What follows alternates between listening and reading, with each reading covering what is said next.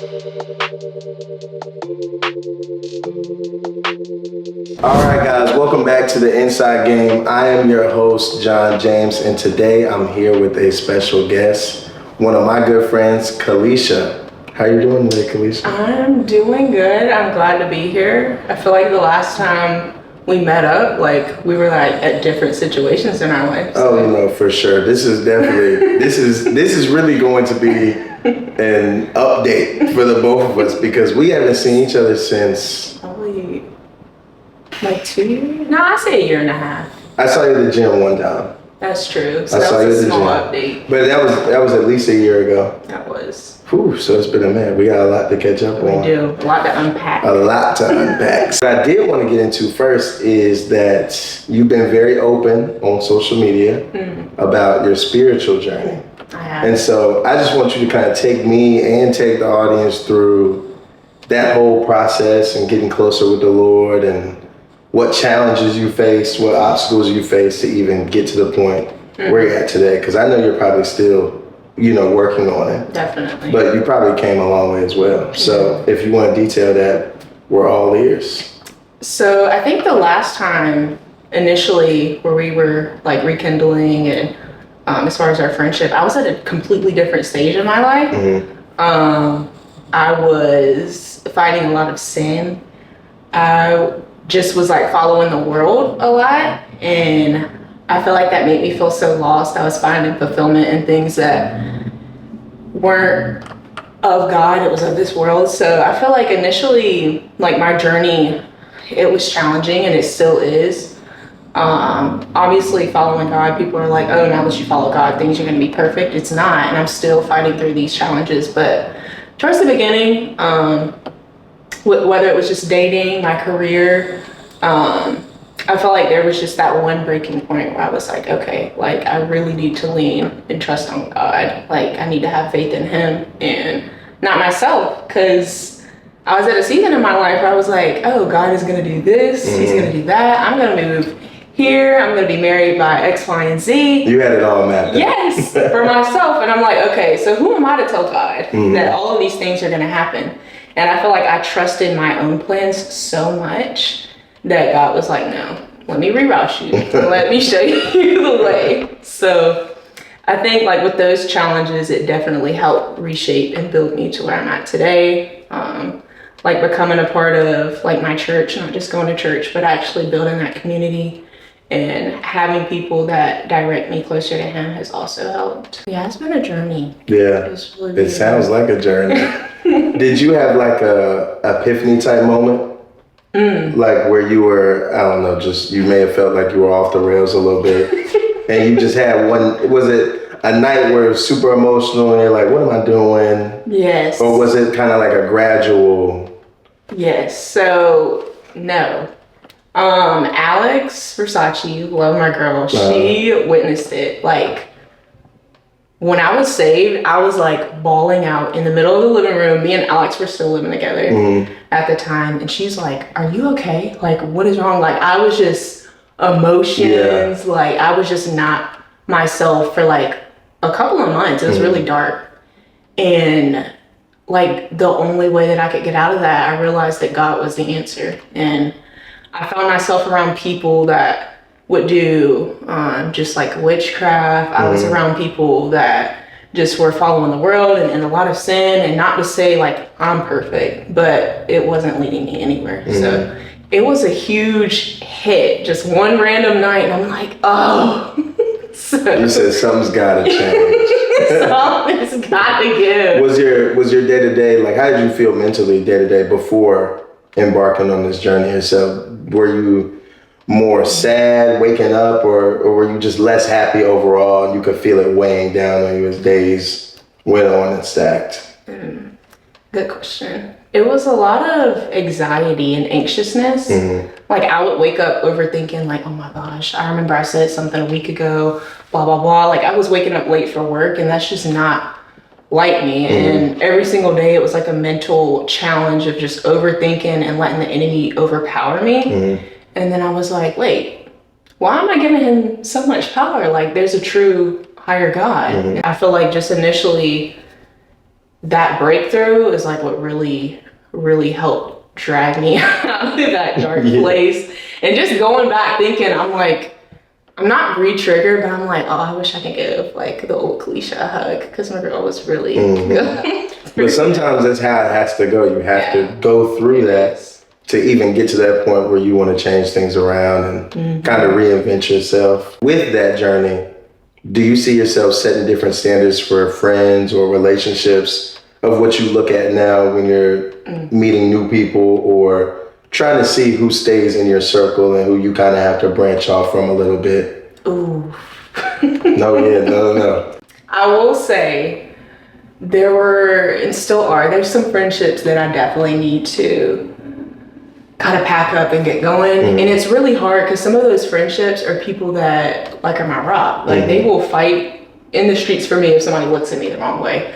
So I think it's a lot of history that goes into my friendships that I'm still holding on to, but it's also kind of like postponing like my blessings along the way. Like it's not really benefiting me and what I'm like currently trying to pursue in my life. So, but I'm also still working on being around people that aren't as close to God and like trying to plant those seeds in their ear and help them, because I was in the same position at one point as some of my friends. So it's been hard. It's been hard with some of those friendships, like, and I'm sure like for you too. Oh yeah, I mean, for me personally, like you said, planting that seed is really the most that I feel like I can do, because how I like to see it is a lot of people are influenced by a number of things, and what goes on behind their closed doors is completely different than what goes on behind my closed doors. So I try to, obviously have that open perspective for them to, tell me what they believe in, what they don't believe in. And then just kind of, I'm not forcing them, it's more just like, oh, okay, well, this is what I think. And, we go from there. And having more mature conversations, I think, has led to like some more stable friendships for me personally. Like I had a couple friends where highs were high, lows super low. You know what I mean? Where like it shouldn't be that volatile. You know what I mean? Like, and now I feel like I have a lot more stable people where there's not a lot of anger, envy, that type of thing going on. It's just solid people. And I think it's made just my everyday a lot easier to navigate through, not having to worry about, oh, okay, this person may view this a certain way because, so it's been pretty healthy. Having this good of a season, may mean the next season may not be as good, may be a little rocky, but that stability, I think, helps you navigate through it a lot easier. I think it sounds like initially, like before, you were hanging around a certain group of people, but now that you feel like that security with them and that stability, you're kind of like, well, I don't want to ruin it. Right, yeah. So. Well, it's probably hard for you in terms of you saying you had to pack some of them up. I hope they're not watching this. Pack them up. I had to do some inventory. Yeah. I really did. And it's hard. I mean, it's hard because, like you said, the history piece, it's years and years stacked up. And so, whether it's not hanging out as often with that person or, not seeing them every day, it's tough. It takes a while. I mean, it's like losing a friend. It's like losing a partner. Yes. Even worse sometimes. Yes. You know what I mean? Like, you think about them all the time, and trust me, I've been there. I don't even want to revisit that because we're in a whole different stage. But so you detailed the friends piece of your standards, how you go about making new friends, letting go of some friends. Now, from a relationship standpoint, do you have a certain set of guidelines? You said earlier that you had everything mapped out. So now, do you have a more loose set of guidelines where you can fall in between some lines and it would work, or have you even thought about different guidelines for a potential partner or what you want? That's a good question. I really am just leaning on God. I feel like if I don't, then it's gonna lead me astray. And I keep creating these false like visions in my life. Like even my vision board, I'm kind of scared now. Like who's to say like these things are gonna happen? Right. God has other things in store for us. But it's at least good to start looking at the future and being hopeful. But I'm not gonna sit there and like ponder on it like this is in fact going to happen. Mm-hmm. I'm kind of just like you said, kind of letting loose, and if it happens, it happens. If it doesn't, it doesn't. With relationships, my expectations have definitely changed, especially getting closer to God. I think a lot of relationships here and there, the healthy, the ugly, the toxic, like I've had so many different stages to where I can take them all and it shapes me into a better woman. I feel like folks get that confused a lot when they set their expectations higher of what they want and they haven't done any. And it's like, what are you doing? Any self-reflection, no type of growth personally that they've embarked on. So then my question is, like, how do you expect to, to find that good person if you're not a good person? Like that goes hand in hand. But I think it's also just as we're getting older as well. Because like you said, same with me in terms of relationships, like where it's very healthy, very unhealthy, the in-betweens. You almost, not everyone needs all those types of relationships. In an ideal world, you just want healthy all around, you know what I mean? But like you said, it does help shape you better for what you want and what you feel like, in all honesty, what you feel like you deserve based on the work that you put in for yourself. If you really feel like you're planting that seed every day and growing every day, you don't have to grow like this. Like you can grow like this, and that's okay. You stack days, you stack good days, and then eventually, you'll look up in the mirror and be like, wow, I accomplished some stuff. I'm ready. You know what I mean? Like, now does that bleed into your career as well in terms of how you approach your job? With work, I definitely will say I come across so many different kids, personalities, backgrounds, and they all have different stories. And I feel like God has like shaped me to handle situations like that. I was broken up with. I didn't even think I was going to say this, but I was broken up with, and then the next day, it was the first day of school, and I had to show up for these kids. Like, put on my best. And God was looking like, this is how strong you are.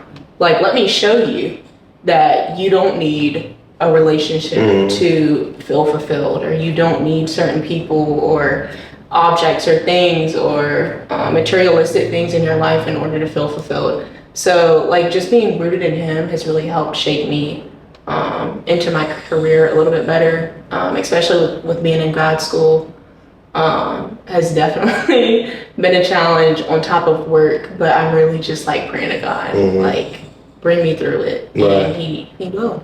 And those kids, like you said, they genuinely do not care what's going on. You know what I mean? Like those kids are expecting you to walk up in there with a smile on your face and pay the same amount of attention to each single one of them. Right now, I don't work with kids, but I did when I was in school.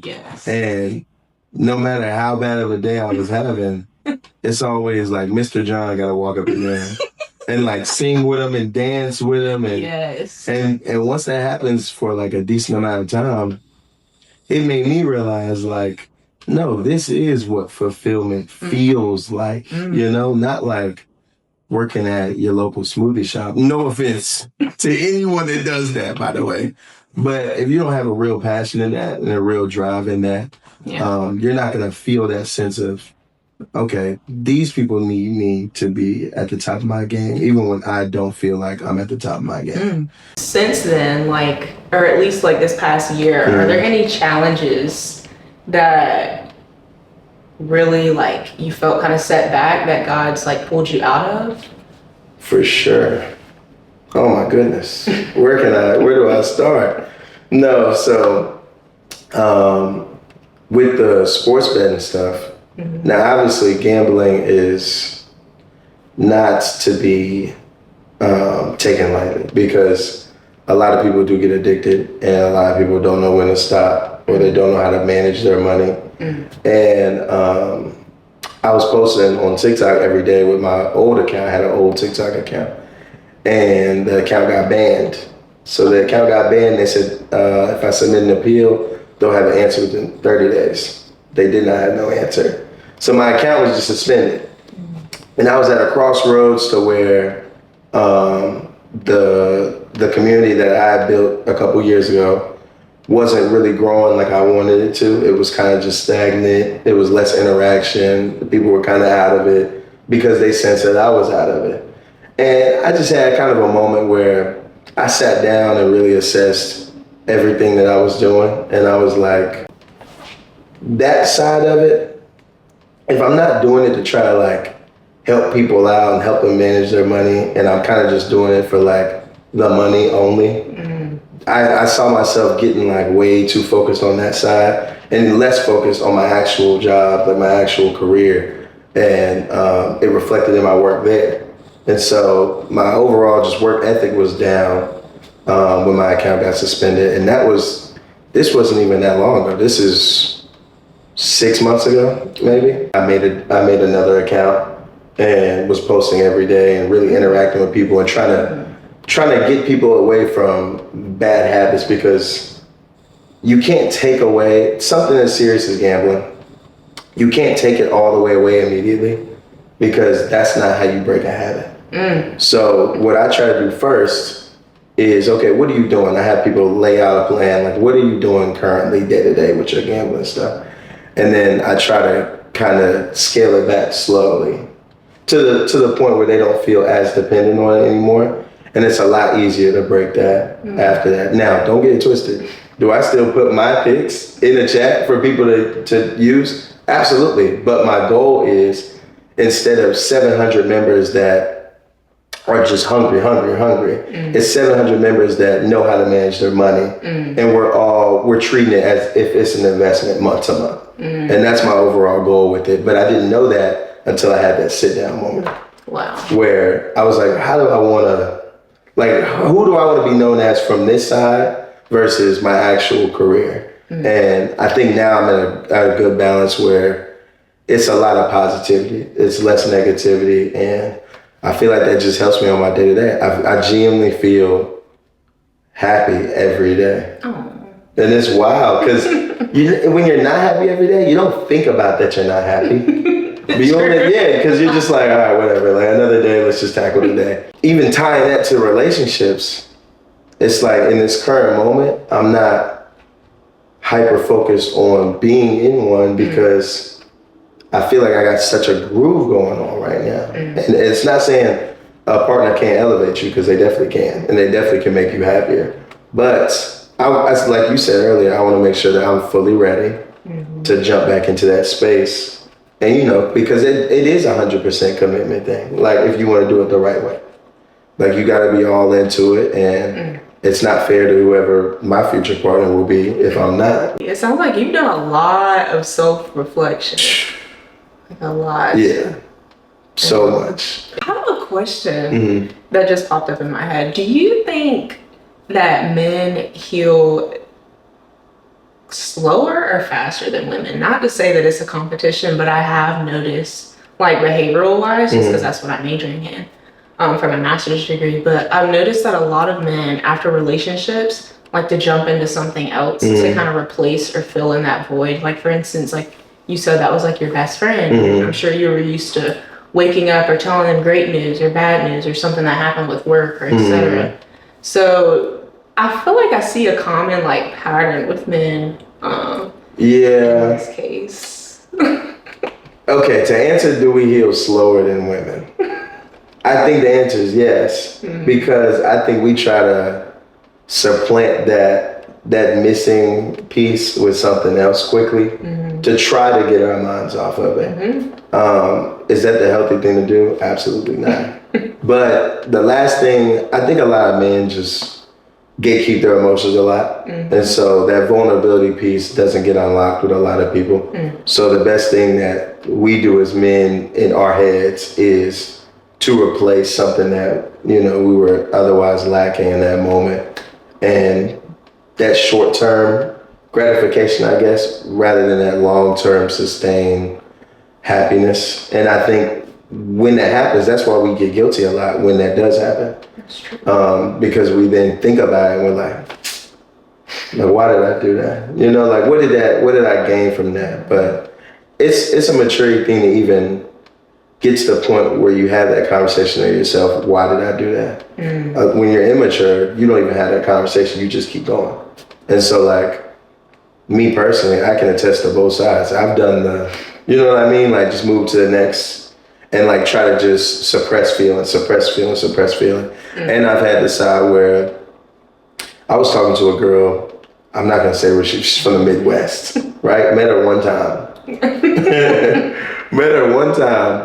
And we would speak for a little bit and it'd be really good and then not speak again. And then same thing will happen again, right? And then recently, not too recent, but within the last year, I got on the phone with her. I just called her, and like we sat there and like just got everything out, like how we felt. I love that. This and because I think it's the closure piece. Like when people don't have it, like when people don't have the closure, it opens your mind to so many questions. Because you're like, okay, well, is there something that I did wrong? Is there something that they did wrong that's making this? Is there someone else over there? Like, it opens your mind to so many possibilities. It gets us to overthink. And then having that let it all out conversation, I don't know, it just feels like something weighs off your chest. But how do you feel about that?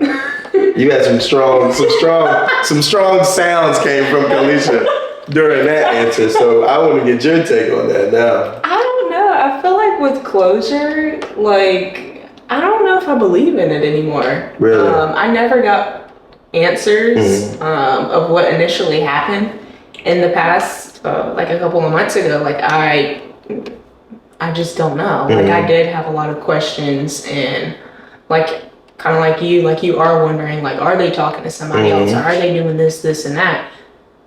I don't care. Yeah. I feel like you betraying me was the closure that I needed, and my like revenge is you're never gonna speak to me again, and that's all the closure that I need. Does that make sense? It makes sense. Like, I feel like a lot more women do that than men. Because I've heard that before. The whole revenge, like, oh no, you'll just never see my face again. You know, or like you'll never willingly see me, like me wanting to see you. You may see me somewhere, but I'm not talking to you. I'm not talking like to you. You know what I mean? Like, so I think that's more a women thing for sure. The whole, no, the revenge is never again. But for guys, we just want to hear it. That's okay. Like we just want to hear it, and then what we do with it is based on the guy. You know, you can choose to reflect on that and get better from that. Yeah. Or you can choose to be like, she was tripping. I'm better. You know what I'm saying? Like, no, but that's like every guy is different with that. And like women the same way in terms of having the discipline. Like your journey with the Lord, if you don't have that journey at all, you may not be able to have that type of revenge, the whole never see me again, because you may go back. You know? And so you having that stronger relationship puts you in a place to be empowered enough to be like, no, I'm going to stick to this. This is what it's going to be because this is how it needs to be. And that goes a long way. I mean, that discipline's real. If you got that, you can do anything. If you can never speak to someone again, you can do anything. I know, and it's like, I kind of like this, but I mean, it's good to communicate. And I feel like that's a lot that we lacked in like my past relationships. We just typically avoided those hard and tough conversations, and we didn't like a lot of conflict.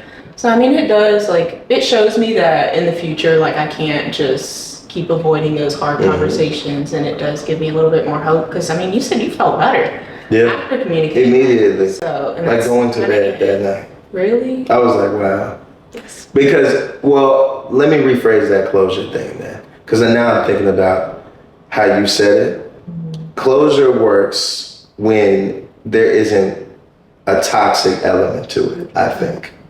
When you want answers, but it's not a toxic situation, or like you just need feelings communicated between the two of you guys because it's a lot of uncertainties. I think that goes a lot, like a longer way than